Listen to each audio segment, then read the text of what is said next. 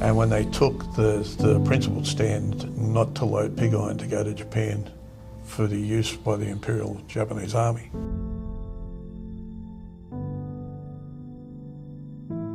It was a moral stand in support of the people of Nanjing at that stage, and a moral stance in the fact that we were not going to be complicit.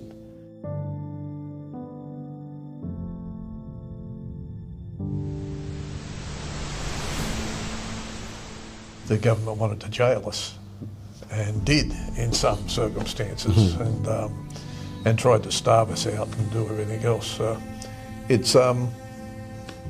it was a very unique time. It was a very hard time for the people that took that principled stand. The community supported them.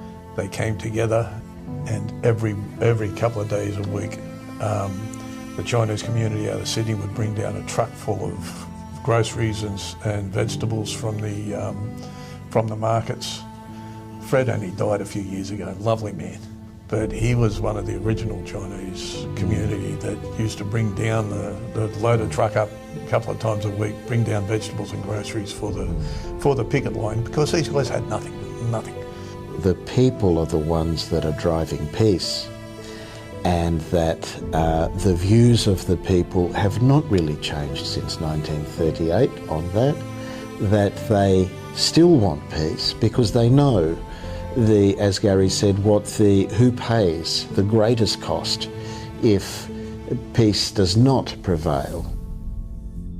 I was lucky enough when I first became an official, or honoured enough, to do the eulogy for one of the last survivors that had been actually on board the vessel the day they walked off. He was working in Townsville when Townsville was bombed by the Japanese.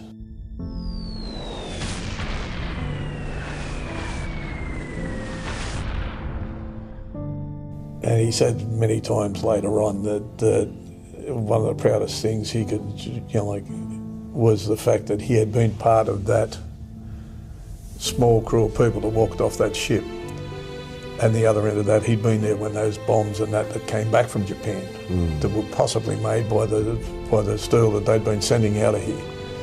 He always felt vindicated in their stance that they took, and was very proud of the fact that he became a long-term activist and internationalist.